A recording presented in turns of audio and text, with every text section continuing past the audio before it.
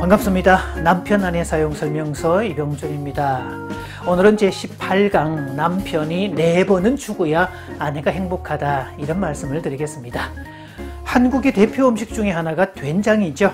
푹 삶은 콩을 메주로 만들어서 일정 기간 동안 매달아서 발효의 과정을 거친 후에 만듭니다. 그렇게 만든 메주는 소금물에 담궜다가 된장과 간장으로 분리하죠.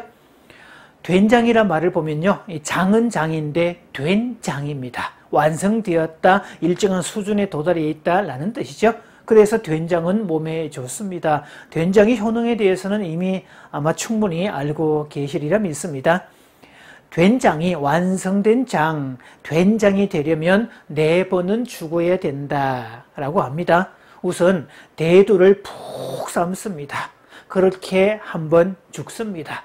그렇게 만들어진 콩은 완전히 으스러져 메주의 모양으로 몇 개월 달려 있으면서 몸에 이로운 곰팡이가 피도록, 그러면서 형질이 바뀌어 가죠. 이게 2번째 죽음입니다.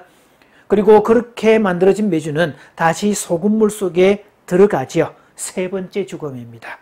그리고 간장과 분리되어서 장독에서 오랫동안 숙성의 과정을 거치는데요. 이것이 4번째 죽음입니다. 그렇게 4번의 죽음을 거쳐서 묵힌 시간이 오래되면 맛도 좋고 효능도 좋습니다. 언젠가 제가 TV에서 60년 됐다는 된장을, 아주 새카만 된장을 본 적이 있는데요. 가격도 가격이지만 그 정도 묵힌 된장은 완전히 보약이라고 그럽니다.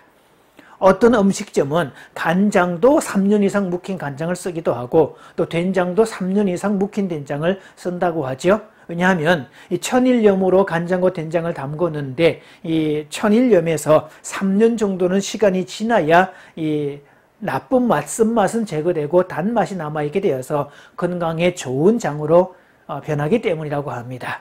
김치도 깊은 맛을 내기 위해서는 4번은 죽어야 된다 라고 말합니다. 어떤 이는 우리 가락을 표시하는 말 중에 얼씨구 절씨구 지화자 좋다 라고 말하는 게 김치의 숙성 과정과 똑같다고 설명하는 이가 있습니다. 얼씨구는 배추가 밭에서 한번 뿌리가 싹 잘릴 때, 그때 한번 죽는 것을 말하는 것이고요. 절씨구는 절이는 거니까 소금에 의해서 푹 절여지는 것, 그래서 또 한번 죽는 게 2번째 죽음이고, 지화자는 양념과 함께 잘 버무려진 김치가 땅 속으로 들어가서 죽는 것을 말합니다. 그래서 지하라고 해서 지화자라는 말이 나왔다고 하죠. 자, 그렇게 잘 익은 김치를 꺼내서 먹게 되면 그때는 누구든 좋다라는 말을 연속하게 된다는 이야기입니다. 장독대에서 익어가는 이 수많은 발효 음식들은 하루아침에 만들어지지 않습니다. 된장, 간장, 고추장, 김치, 장아찌 등은 오랜 시간을 거쳐야 깊은 맛이 나는 종류들이죠.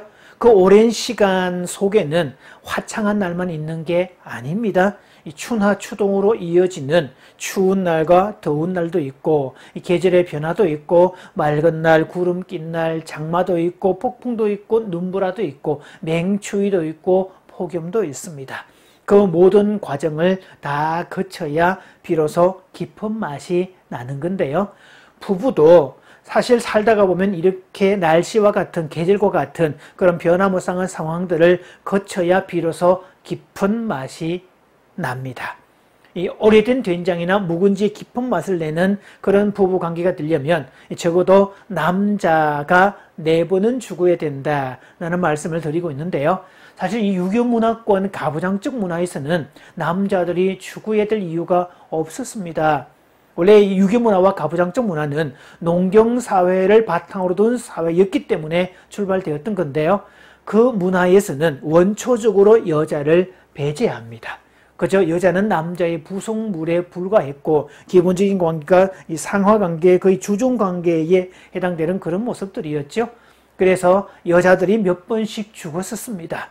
오죽하면 한국 귀신이 여자였겠습니까?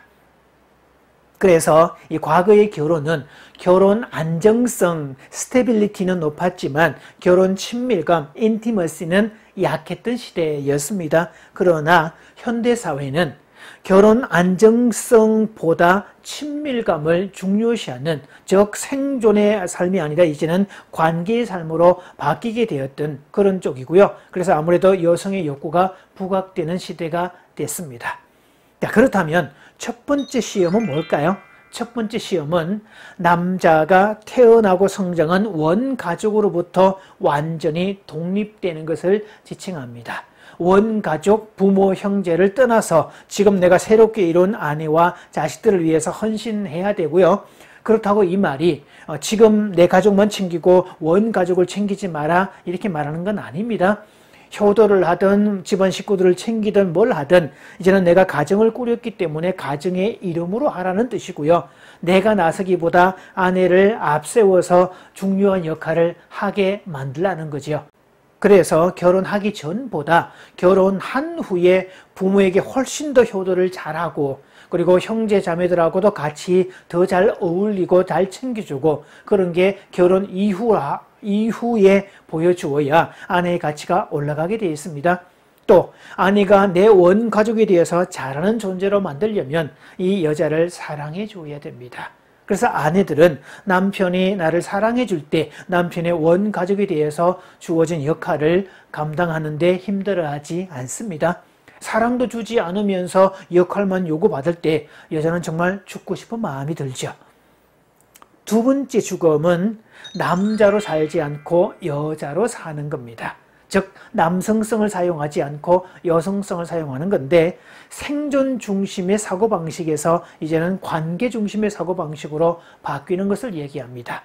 되게 여성은 태어날 때부터 관계 전문가이기 때문에 관계를 맺는 부분에서는 아주 탁월하고 기본적으로 몸에 배어 있지만, 사실은 남자들은 생존 전문가로 길러지기 때문에 생존에 대해서는 탁월할지 몰라도 관계를 맺는 부분에서는 그다지 썩 유용하지는 않습니다. 이 절대 가난의 시대, 먹고 사는 문제가 절박할 때는 그 생존의 책임을 지는 게 남자들이었고, 또 물론 남자들의 가치, 그 역할 덕분에 남자의 가치나 중요성이 부각되었던 그런 시대였지만, 지금 시대는 절대 생존의 시대, 절대 가난의 시대가 아니고 관계의 시대로 친밀감이 중요하게 부각되는 시대이기 때문에 이제는 관계를 다루는, 즉 여성적인 요소가 훨씬 더 필요하다는 거죠. 그래서 현대사회로 오면 올수록 중년기, 황혼기의 이혼의 주체는 대부분 여성들입니다. 이 관계를 잘 못 맺어서 별거나 이혼을 당하는 남자들은 이해 불가가 되겠죠. 자신은 그저 처자식 위해서 열심히 사는 것밖에 없는데, 몸이 부스스라 이랬는데 이렇게 버림받음을 당할 때 정말 억울하고 황당하고 분노가 치밀어 오를 겁니다. 자, 그러나 나이가 들어갈수록, 즉 중년기에 올라갈수록 남자는 여성성을 사용해서 양성을 다 살아야 된다. 이걸 양성성이란 말을 쓰는데, 나이가 들어갈수록 중년기가 되면 특히 남성성과 여성성의 조율이 필요하다라고 말하지요. 자, 세 번째는 이기적인 태도에서 이타적인 태도로 바뀌는 겁니다. 대개 남자들은 여성에 비해서 이기적 속성이 훨씬 더 강합니다. 아내가 옆에서 아프다고 누워있거나 아이들이 죽겠다고 아우성을 쳐도 무관심하거나 남 쳐다보도 하면서 자기 일에만 몰두하는 게 남자들의 일반 습성이죠. 그래서 아내가 몸져 누워있어도 밥 챙겨주지 않는다고 화내는 게 이 남자들입니다. 그래도 이 남자는 결혼하고 나이가 들면 아내와 자식을 챙기는 또 살가운 면이 조금씩은 늘어나야 됩니다. 사실 남자가 집안일을 조금만 도와줘도 여성에게는, 아내에게는 아주 큰 도움이 되죠. 그래서 가정을 위해서, 아내를 위해서 요리도 배우고 청소하는 것도 배우고 가사 일하는 것도 배울 필요가 있는데요. 오죽하면 요즘에 요색남이 대세다라고 말하지 않습니까? 요리하는 섹시한 남자. 네 번째 죽음이란 말하는 주체에서 듣는 주체가 되는 겁니다. 여자 말이라면 반사적으로 듣기 싫어하는 남자들이 있는데요. 그 이유는 말하는 주체이어야 자신이 유능하다고 느낌이 들기 때문이기도 하고, 또 듣는 주체가 되면 오히려 무능한 존재, 2차로 밀려난 존재가 된다고 느끼기 때문인데요. 자, 그렇다고 해서 남자가 무능하거나 2차로 밀려나는 것은 아닙니다. 정말 능력 있고 여유가 있고 속 깊은 사람은 잘 듣습니다. 이 남자가 여자 말을 잘 들어야 될 이유는 그동안 얘기했지만 가정은 관계로 만들어진 공동체이기 때문에 관계 전문가인 여성의 말을 잘 듣는 게 훨씬 더 중요하다는 거죠. 더군다나 나이가 들어가면서 관계가 훨씬 더 중요해지는 건데 일로서는 성공할 수 있지만 관계 문제는 별개 문제이기 때문에 이 부분은 따로 배워야 될 부분이죠.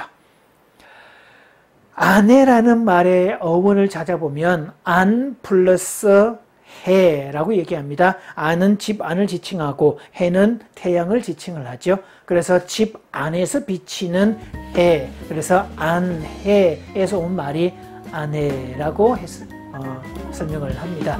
자, 저는 거기서 하나를 더 더합니다. 아내란 말이 있는 것은 가끔씩 아내가 무슨 말을 하든지 남편들은 네 라고 들으라고. 자, 그래서 아내가 무슨 말을 하든 잘 듣는 남편이 되시면요, 아주 사랑받는 남편이 될 겁니다. 자, 오늘 남자가 4번은 죽어야 가정이 편안하다는 말씀을 드렸습니다.